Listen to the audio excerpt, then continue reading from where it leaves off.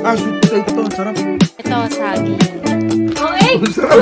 Sobrang okay. Ito, 142. Ang dami yung bili nito. Kaya siya matamis dahil sa white chocolate. Pag matcha kasi parang ginawang dito. Hello guys! Let's go! Okay, so for today's video, itatry natin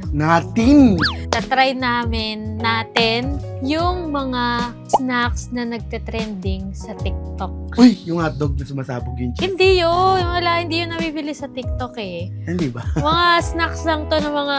Sisig. Basta. Sisig. Wala. Dito warm. Snacks lang talaga. Snacks lang talaga. Okay. Let's get it up with the first. Let's go. Ang first natin. Ito, sobrang na-curious talaga ako dito. Ito ay fruit and vegetable chips. Ang sarap, healthy. Ayan, super healthy. Ito ay 135 pesos. Ito siya, guys. Ayan, try na natin. Dami kong nakitang kumakain ito as in. Gusto kong gulay kaya yan? Hindi natin sure, malay mo. Iba-iba to, assorted yan eh. Fruit and veggies. Ano yan? French fries. Sweet potato to. Ang sarap. Ito, saging. Meron siyang kalabasa, Parang banana chips. taro, purple yam, banana, pipino, carrots, kastanyas. Kastanyas ba yan? Hindi ko alam. Okra. Gusto ko yung okra. Try ko yung okra. Ito yung kastanyas, oh. Hindi siya kastanyas. Date siya ata? Ewan ko. Ba't wala yung okra? Sarap, parang lahat sila. Parang banana chips. Hindi ko mahanap yung okra. Dito muna ako sa carrots.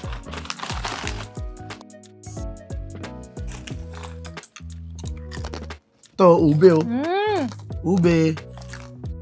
Pwedeng-pwede to sa mga mahabang biyahe. Ito yung baon mo. Ito yung mga nakaka-addict, no?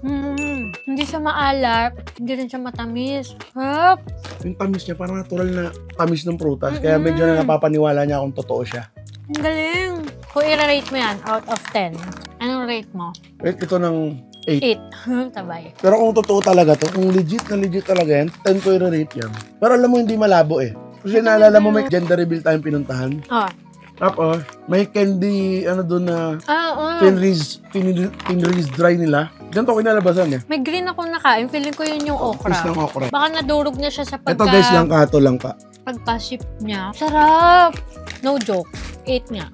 Pero gusto ko matry okra kasi nga, yun yung nakita ko sa video, ba't naman nawala? Nadurog na siguro talaga, no? Nalab, nadurog yata. Nadurog nga kasi may mga green ako nakikita sa loob eh, na medyo durog-durog. Wala na akong pag-asa sa okra. Yung process na ginawa dito, sure ako na freeze-dried to. Iba siya sa dehydration. Pag sa dehydration kasi pwede mo siyang gawin sa oven na low temperature eh. Tapos matagal. Tapos made-dehydrate siya. Tapos pag nirehydrate mo siya, pwedeng same ulit yung itsura niya at kalalabasan niya. Pero ito freeze-dry talaga to. Ginawa siya sa Santo. Pingming Village, Dongyuan Town, Longhai City, Fujian Province. Parang China. Parang China. Next naman, itong spicy strip. Sweet and spicy snacks. Yan ay 150 pesos. Uy, ang daming laman. Ito siya, guys. Ang daming laman. Pati tayo dito. Sige. Pero pakita ko lang yung laman kasi ang dami yung pamilya. Uy! Uy! Oh, eh! Sarap! Sobrang okay! Parang ulam! We? Ano yan? Lasang ulam! Ang sarap nung anghang niya. Nakakagana. Alam mo yung... Para siyang Szechuan. Szechuan. Para siyang Szechuan yung peppers. sa red sauce sa mga hot pot. Oo. Ito yun. Yung sarap. Yung dominant na lasa niya, yung Szechuan pepper. Ay, nakakagana to. Same lang ng ingredients lahat. Iba-iba lang ng shape. Meron siyang ganitong shape. Ayan. Yung pa-straight. Pero feeling ko same lang yan ng lasa. Hindi ko masyadong trip. Ako, bigyan ko itong mga lang. 6. Ikaw? Lasa niya masarap, pero hindi ko talaga trip yung ganyan. Ang sarap nung anghang, pero nung nakita ko yung ingredients. Ang galing eh, no? Flour siya. Hindi, mga 7. Kasi may okay naman siya eh. Ikaw, anong rate mo? Ikaw 7. Ako, 7 ako. Papanindigan ko ng 7. Ingredients na wet flour, water, vegetable oil, salt, sugar, chili powder, sesame spice. So basically, flour. Flour siya na may spicy kinembolar. Ang nagbigay talaga ng lasa yung yung sauce sa paligid niya. Eh gustong-gusto natin yung pepper na yun, di ba? Pero sarap. Dahil mahilig sa maanghang kami, kaya pasok siya. Pero ano to? Okay din to pang baon-baon sa mga road trip. Magigising ka talaga dito. Same lang ng ingredients lahat. Iba-iba lang ng shape. So, 150 pesos to. Marami ng laman, in fairness. Tsaka nagbigay sila ng freebie. Huh? May freebie silang binigay. Pero wag na natin tikman to kasi hindi naman to kasal. Ito yung binigay nilang freebie. Ayan. So, ibabalik ko na to. Ayan, marami pa mamimigay tayo sa mga kapitbahay. Next, ito ang malaki. Dami naman yan. Cracklets. Ayan. Tingnan nyo, malaki talaga siya. 2 dangkal siya. So, ito ay, galing kasi lahat sila may resealable. Dapat lang, ang laki nito eh. Maraming flavor to, pero pinili ko tong jalapeno cheese. Ito, 142. Mura naman. Sa bagay, Cropek lang kasi ito eh. 142 pesos. Hindi ko in-expect na ganyan siya kalaki. Bango! Oh, yan o. Seriya talaga siya. Ang ganda naman ng klase ng Cropek nila. Ganyan yung Cropek nila. Nipis oh.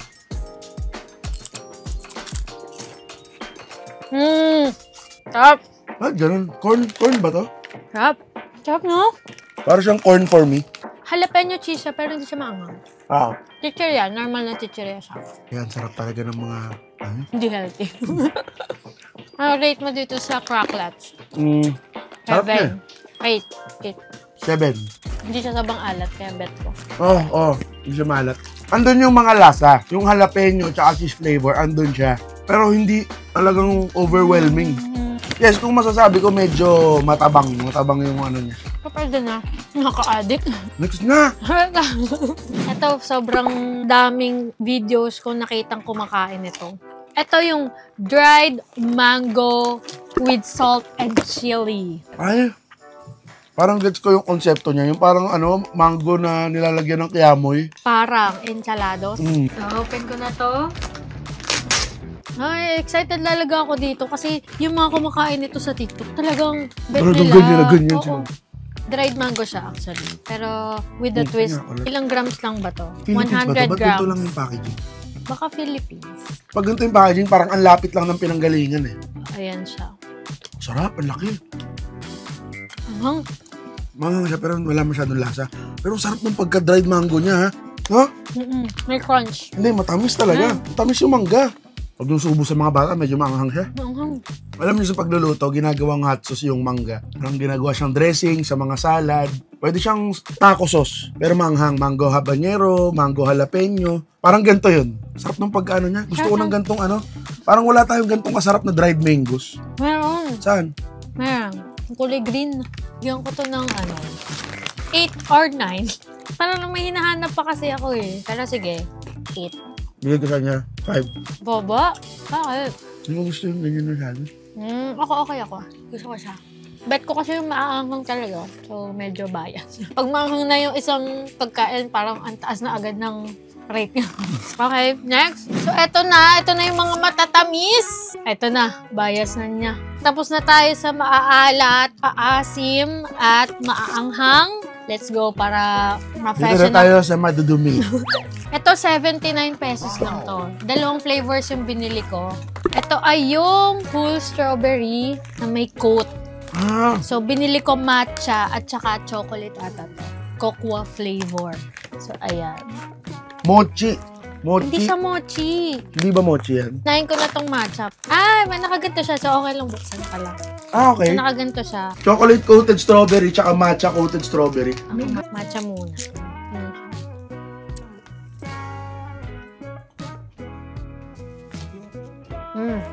Nasa matcha siya pero hindi ko maano yung strawberry. Parang lutong-lutong Hindi mo ma-achieve yung pagkagat na gano'n. Kasi yung pati yung strawberry dried. Kasi iba sa picture kasi fresh. Yung chocolate tsaka fruit, lagi talagang ang peg niya, parang black forest talaga yung lasa, no? Kaya ko tong chocolate. Okay sa akin ng matcha. Ay, bagay. No? Ay, di ba may mga drink na gano'n? Mas bet ko nga yung matcha. Alam mo bakit? Bakit? Pag matcha kasi parang ginawang dessert or sweets, isa yung lasa niya eh. Ang chocolate kasi na ginamit, alam mo yung chocolate na hindi masyadong gustuhin?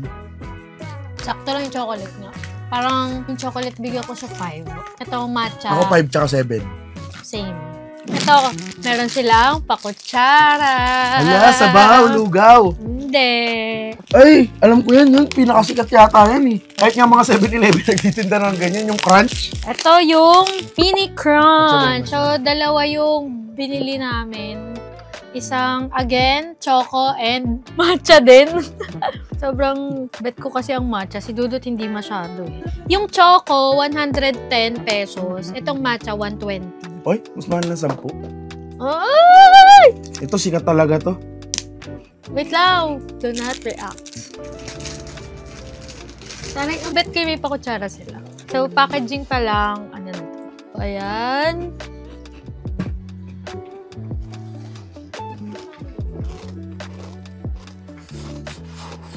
Grabe yung crunch niya. Dapat nilagay natin sa gatas. Feeling ko. Matcha.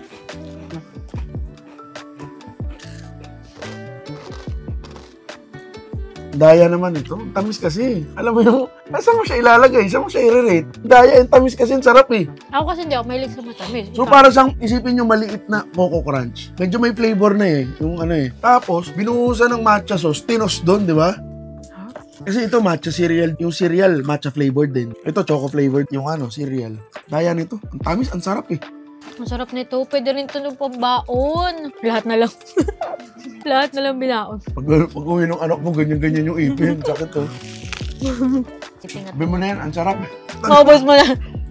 Rate mo na. Ito conservative to 10 tsaka 10. Naku po. Matamis kasi. Ang tamis kasi. Ang daya naman yan. Ako, 8 lang. Sige na nga. Kasi, ito kasi inuna ko, so di ko na malasahan yung pagkamatcha nito. Sige, bibigyan ko ng special na place tong chocolate na to. Uy! Bigyan ko to ng 9, bigyan ko to ng 7. May something sa matatamis na pagkain na parang once na simulan mo siya, ayaw mo na siyang tigilan. Kaya hindi po ako masyadong kumakain ng matamis. Kasi ang hirap tigilan. Titing ako. 300 calories per serving to. Ang nandito sa loob ay 2 serving. Pag naubos mo to, 600 calories ka sa isang araw. Buti na lang may kutsara yung mini crunch kasi kakailangan na natin ng kutsara dito. Ito sobrang excited na din ako sa next natin kasi ito lagi ko talaga nakikita to as in. Ito ay 215 pesos. Ang mahal! Alam, ito ata pinakamahal sa lahat ng nabili ko. Ready? Ay, yan Nakikita mo to? Yung Oreo cheesecake. Wala namang ganun sa Ano ba? Ito na yung messy cookie. Akala na yellow basket ba nabibili to? Hindi ba? Yellow basket talaga. And messy red velvet cookie. Biscoff to, Biscoff. So, ito Ayan, na pakita ang natin. aming messy cookie. Ito parang may nakikita ako Pilipino to, di ba? Yung nagtitinda nito. Oo. Ang tigas. Ang tigas. Galing ba sa ref to? Hindi. Ang ganda din siya. Cookie crunch din siya. Baka kailangan siya initin. Hindi ata to i-reheat, dude. Hindi, okay naman na sa akin. Goods naman sa akin. Makukuha, ano naman yung lasa niya. Ang tamis. Hindi ako fan ng matamis. Pero kung red velvet, okay siya. Yung red velvet, natatamisan ka? Paano yan? Favorite ko kasi yung biscuit. Natatry namin ito mamaya pag, pag nainit. Medyo natatamisan lang ako, pero bigyan ko siya ng 7. Red velvet cookies siya. Tapos may white chocolate sauce na tumigas-tigas na siya. Kaya siya matamis dahil sa white chocolate sauce. Siyempre. Tsaka medyo matamis din yung cookies. 7 ako, 7. Ako din, 7-7. Parehas sila. Pero parehas masarap. Masarap siya. Pero feel ko, mas mabebetan ko to pag pinainit. Pinainit. Pero magkano to? 200 isa? 215. Mukha naman siyang marami. Ayan o. Tignan mo yun. Ang dami nyo. Ilalim. Next na, ito talaga. Nilook forward ko talaga to kasi nakikita ko din to sa mga kain nila. Ito yung Milky Makapuno. Milky Makapuno. Ayan, Milky Makapuno. Yung tono, promote na promote Nabili ko to ng buy one, take two for only 109 pesos. Ito pa, proud Filipino to. Kaya ito siya, ayan, ganyan ko siya nabili, 3. Pero isa na lang muna i-open natin. Milky Makapuno. So yung Makapuno, nilagyan ng parang bear brand, gano'n? Correct, siguro ganun. Bear Skim brand, milk. powdered milk. Pag skim milk, maganda. Hindi ko sure pero ano bang ingredients nila? Ay, wala.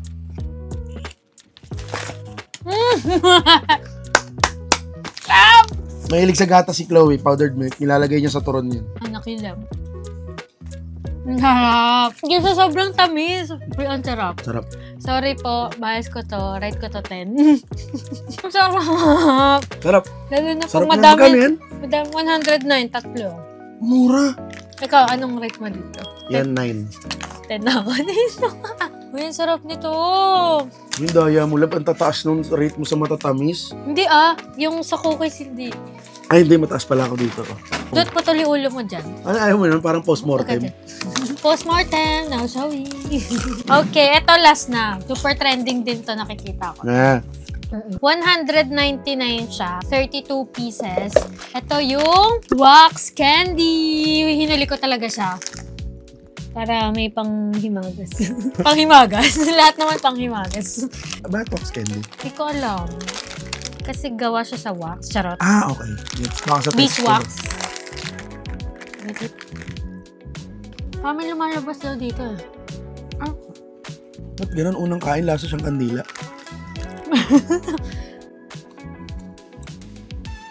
Ano lumalabas? Di ba yung beeswax kandila yun? Alam, lasang kandila. Chew and eat, do not swallow whole. Ah! Yung sura! Nakakainin mo lang yung loob. Ganun ba? Hindi. Do not swallow after chewing. Oo, yung loob lang. Oh, munti ko lunukin. Ay, di ko beto. Di ko gusto to. Paano ba siya kainin? Search ko nga sa TikTok. Wait lang, guys. Parang hindi siya safe talaga sa bata. parang pinackaging nila yung wax. Tapos nasa loob yung parang jelly. Wait lang, guys, Niluluwa talaga. So, kukunin lang talaga yung nasa loob. Papakita ko sa inyo. Ang hassle naman nun, no? Ganun nga, ganito siya. Oh. Kanina siya. violet to, tapos ngayon puti na lang siya. Ayan, nakita niyo yung bear. So basically, pinackage nila yung parang syrup jelly na candy sa kandila. Pero, bakit hindi na lang yung mga nakakain, yung mga edible na parang plastic? Or parang puputok na lang sa bibig, no? Hindi na wax candy. Hirap kainin. Hirap kainin? Hindi siya pang bagets. Ayoko i-recommend to sa bagets, no? Oo, huwag niyong anuhin. Malunok nila. Mababa yung rate ko dito. Siguro 3. Mga 3 lang, ganun. At ang daming bumibili nito. Kasi yung mga nagbibideo... Children under 6 years old are not allowed to eat alone. Do not swallow after chewing. Diba? Kasi yung ibang nagbibideo ata sa TikTok, nilulunok nila. Kagayahin, no? Baka gayahin. So, sa mga balak bumili nito for experience, lalo na pag may bagets kayo, nako, kailangan nyo sila bantayan maigi. Kasi dahil dyan, magtatalaga na po tayo ng winner for this mga TikTok snacks na to. Parang meron ng winner sa'yo. Wala. Yeah. Kaya sabi ko 10 to eh. Talaga. Actually, ito yung next ko. Pero nung naano ko yung makapuno, ewan ko. Baka na-miss ko lang kasi tagal ko nang hindi nakatikim ng makapuno. Winner ko tong milky makapuno kasi bet ko yung pagkaano niya milk. Ewan ko, sarap kaya ng milky. Ito nga sila. Tapos ito next, kasi nakakabilib ko paano siya ginawa. Hindi siya maalat, hindi siya matamis, as is lang. So, okay din ito mga pang biyahe-biyahe. Parang banana chips siya na walang sugar, di ba? Itong winner, makapuno. Ikaw, flex mo yung winner mo. Fruit and vegetable chips. So, yun lang. Kung meron pa kayong masasuggest na pwede namin itry, comment below. Ayun lang. Bye.